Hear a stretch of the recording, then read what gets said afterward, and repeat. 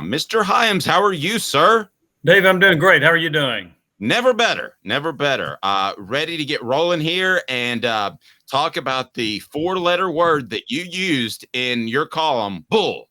And when Jimmy says bull, I know this from experience. He's dead serious. So your column was pretty interesting about how Shane Beamer tried to tell you that Spencer Rattler, oh man, he played fantastic before the Tennessee game last year, and that's when you use the B word, which I thought was very appropriate in how you wrote it. If you can't take me to that conversation at SEC spring meetings. Yeah, so I had a one-on-one with Shane Beamer, and I asked him about it. I said, hey, I said, Spencer Rattler, your quarterback. I said he was been inconsistent. He wasn't really playing all that well.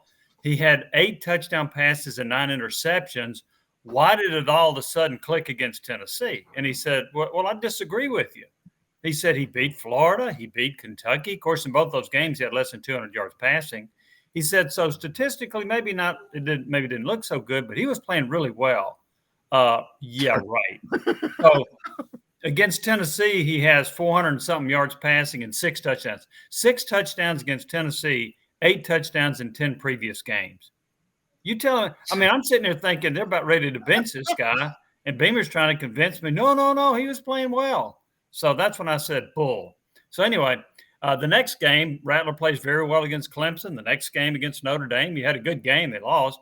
But one thing that at least Beamer acknowledged was they simplified it. They had fewer plays in the playbook, and they told Rattler to just settle down, let it go. You've got good receivers. You got a good tight end, and don't worry about making mistakes. And he had a brilliant game against the Tennessee defense that was pretty bad, right?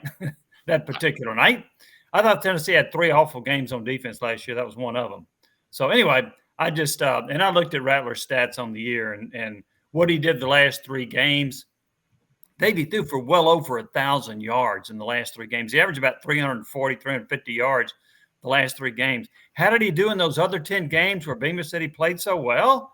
He averaged about 190 yards per game. There's a little bit of a difference in those stats. Slightly. And I love the fact, too, that in your column he said that he was the first South Carolina quarterback to beat Texas A&M, like they played every year since 1906. I loved it. Yeah. So that was the second time they played him, I think. Yeah. So, yeah. Whoa.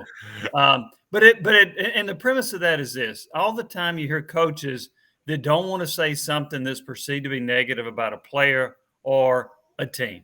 They just don't want to go there. They'll sit there and tell you how well a guy's playing when he's not, or they'll give up 50 points in a game on defense.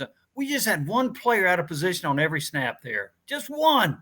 Okay, your defense sucks. So don't give me all this stuff about one player out of position. So, but I kind of compared that to what Beamer was telling me. He's trying to make excuses for why Rattler wasn't playing well for whatever reason.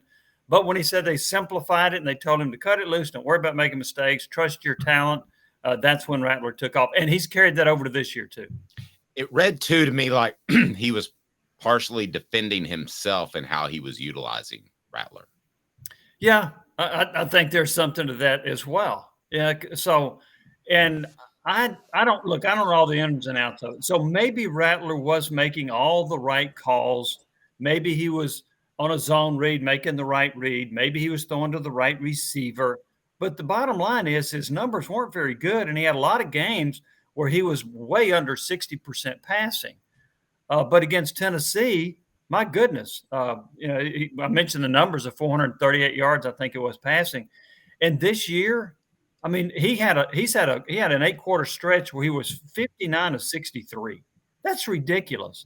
And even in the first half against Georgia, I know they got beat, but in the first half against Georgia, he was 16 of 18 for 152 yards. He had a game against Fulmer where he was 25 of 27. The guy's on fire. He's the best quarterback in the SEC right now, in my opinion. And Tennessee's going to have a heck of a challenge dealing with him. The key is whether or not they get Juice Wells back at South Carolina. He was injured the last game. They got an outstanding receiver in Xavier Leggett. They've got a really good tight end that transferred from Arkansas named Trey Knox. So he's got some nice weapons around him. I really, unless this running back I'd never heard of before, I think his name's Anderson. He had a nice game last week. But until that, their running game was very pedestrian. Agreed.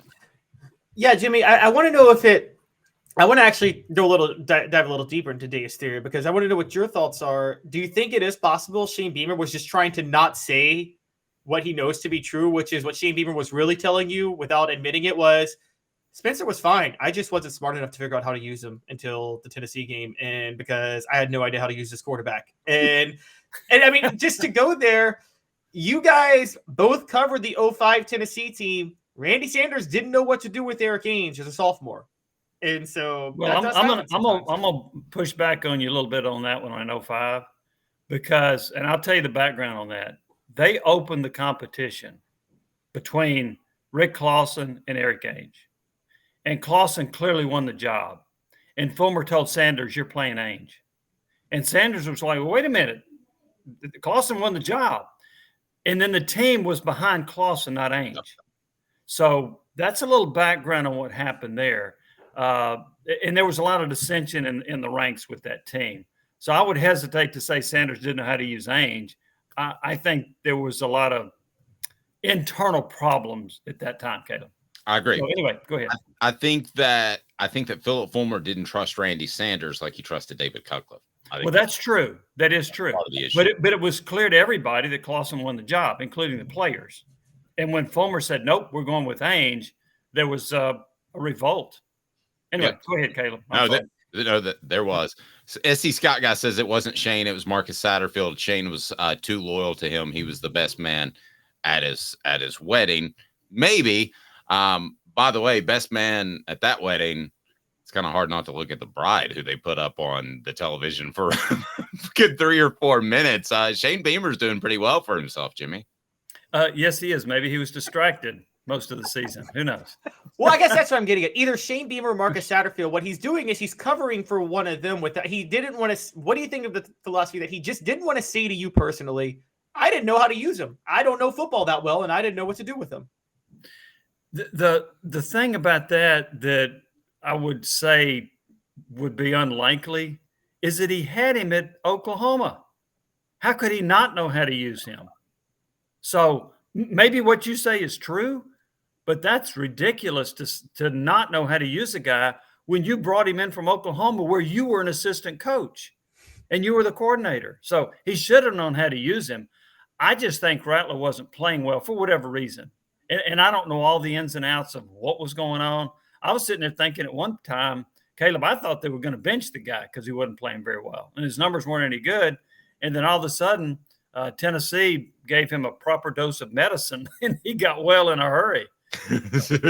So, Jimmy, your prediction column is out, and we want to talk to you about that on a Wednesday, but that's just fine because you like Tennessee, but not to cover. Pretty tight game, in your opinion. Why? Because Tennessee's defense is going to give up 400 yards passing to Spencer Rattler. That's why. Whoever wins this game, in my opinion, has to score in the 30s. I am not sold on Tennessee's secondary yet. And Rattler has been red hot. I watched the Mississippi State game. I think I'm right about this. I think he was 15 for 15 in the first half against Mississippi State. And Tennessee can't cover Xavier Legette. They're going to have trouble with the tight end. And if South Carolina has Juice Wells, look out. So I just don't see where Tennessee – now, here's how they could contain him. North Carolina had 9 sacks against Rattler. Georgia had 3, and somebody else had 4. Mississippi State had 4 against him. So he's been sacked 17 times, and Tennessee has 16 sacks. So if they can get to him, sack him, pressure, hurry him, force him into bad throws, they got a chance. But now he's also pretty good rolling out. He's an accurate thrower when he's on the run left or right. So I just don't see Tennessee's defense stopping South Carolina. And we've all seen this. Tennessee on offense has been prone to lulls during the course of a game. Now, if you want to defend Joe Milton during his lull, he had the knee injury, came out with a knee brace. After that injury, he was 1 out of 9, and he had a 1 for 12 stretch. You can't you do that against South Carolina, you're probably going to get beat. But they've been prone to lulls, which means I think South Carolina is going to stay with them. So I think it's going to be a high-scoring game, close game, and I would be very surprised if South Carolina doesn't cover.